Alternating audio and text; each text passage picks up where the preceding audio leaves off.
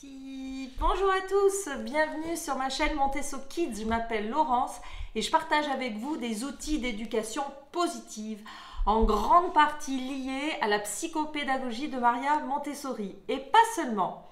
Nous avons commencé il y a une semaine un voyage sensoriel au pays de l'olfaction.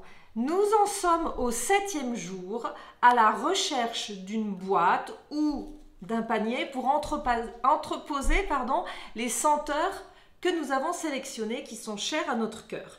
J'ai donc hésité entre ce panier et cette boîte, et puis j'ai préféré la boîte parce que déjà le fait de l'ouvrir, ça a un côté coffre au trésor que bien sûr n'a pas ce panier, aussi mignon soit-il. Et puis, pour ne rien vous cacher, cette boîte m'a été offerte il y a plus de 20 ans par une de mes élèves. Vous voyez, je ne sais pas si ça ne brille pas trop, qui s'appelle Mathilde. Peut-être Mathilde va découvrir ma chaîne, qui sait, et qu'elle est maman et qu'elle va faire ce défi, ça serait formidable. Donc voilà, j'ai pris cette boîte que Mathilde m'avait décorée elle-même, donc j'y tiens beaucoup. J'ai entreposé des bijoux fantaisie et là, ça va être les senteurs doudou. Alors vous vous souvenez, le petit flacon de crème pour le corps, le pot avec le shampoing solide. J'ai trouvé un contenant, une nouvelle boîte pour mettre la mousse, parce que j'étais contrariée, hier vous avez vu, de mélanger la mousse avec l'écorce. Et donc, le coffret en bois qui contient l'écorce. Voilà, j'espère que vous avez trouvé, sinon il n'y a pas d'urgence. Et 3 petites missions aujourd'hui, c'est de trouver un nom à cette boîte. C'est de lui trouver une place précise qui sera sa place. Et 3e mission, que cette place soit à hauteur d'enfant. Pour éviter que votre fils, votre fille, vos enfants, vos élèves, si vous faites ça dans un cadre professionnel, n'aient à vous demander s'il te plaît maman, maîtresse, tu peux m'attraper la boîte? Elle doit être à hauteur d'enfant.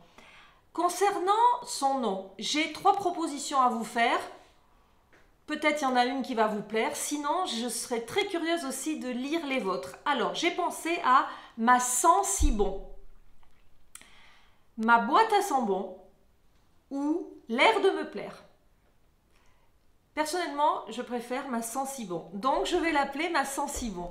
Alors cette sensibon, eh bien, comme vous l'avez bien compris, elle va être bien utile pour booster ces ondes positives, pour faire le plein d'énergie positive lorsqu'on est un petit peu triste ou carrément triste ou après une colère, pour se procurer du bien-être.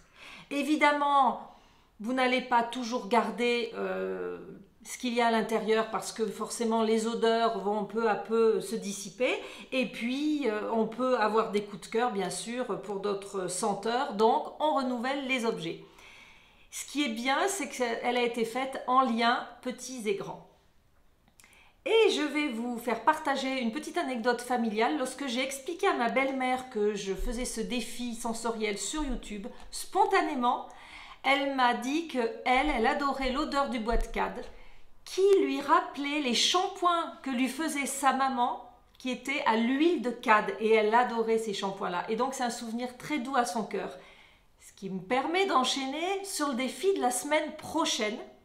Je vais vous inviter à faire des enquêtes dans votre famille ou auprès des amis, mais avant tout dans la famille, auprès des grands-parents, auprès des cousins, auprès des oncles et tantes, pour leur demander quelles étaient leurs odeurs favorites dans leur enfance.